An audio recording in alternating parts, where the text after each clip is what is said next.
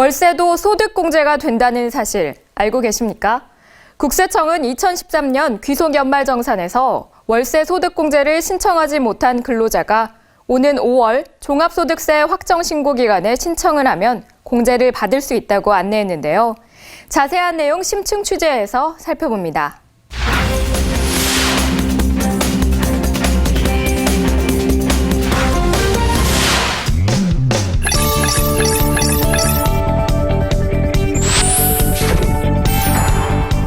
연말정산에서 미처 월세 소득공제를 신청하지 못했다면 어떻게 해야 할까요?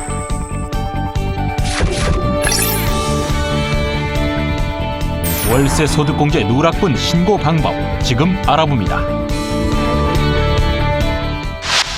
연말정산에서 소득공제 요건에 해당되지만 빠뜨린 부분이 있다면 5월 종합소득세 확정신고 기간에 반영해 확정신고를 하면 공제를 받을 수 있는데요.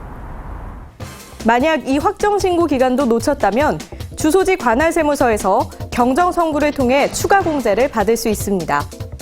경정청구는 법정 신고기한으로부터 3년 이내에만 할 수 있기 때문에 2013년 귀속 연말정산 월세 소득공제 누락분에 대한 경정청구는 3년 이내, 즉 2017년 3월 10일까지 해야 합니다.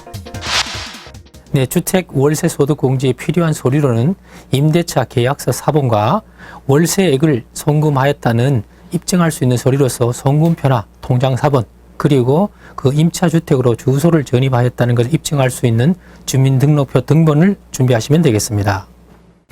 하지만 월세를 내는 모든 근로자가 소득공제를 받을 수 있는 것은 아닌데요.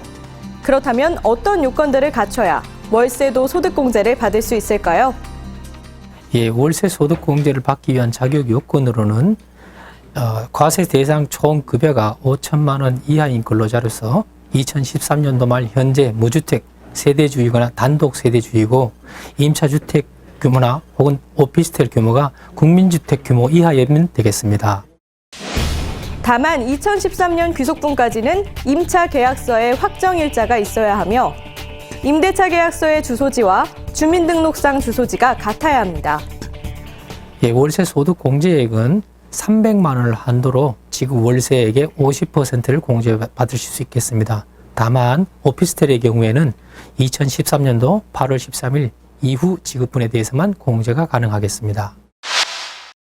이러한 공제 요건을 충족하지 못해 월세에 대한 소득공제를 적용받을 수 없을 때 소득공제를 받을 수 있는 한 가지 방법이 더 있는데요.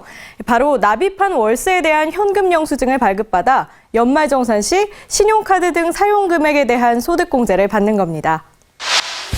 월세 현금 영수증은 인터넷으로 간편하게 신청할 수 있는데요. 신청에 앞서 임대차 계약서 스캔 파일을 준비하고 현금 영수증 홈페이지에 접속해 하단에 있는 현금 거래 신고 발급 거부 월세 배너를 클릭합니다. 다음 로그인을 해서 임차인과 임대인의 인적사항과 계약 내용을 입력하고 준비한 임대차 계약서 파일을 첨부해 등록 버튼을 눌러주면 월세 현금 영수증 신청이 완료됩니다. 현금 영수증은 임대차 계약서상 임차인 명의로 발급되며 월세 지급일로부터 1개월 이내에 신청해야 현금 영수증을 발급받을 수 있는데요. 따라서 월세를 지급하고 있다면 빨리 현금 영수증 홈페이지에 등록하시는 것이 좋겠습니다.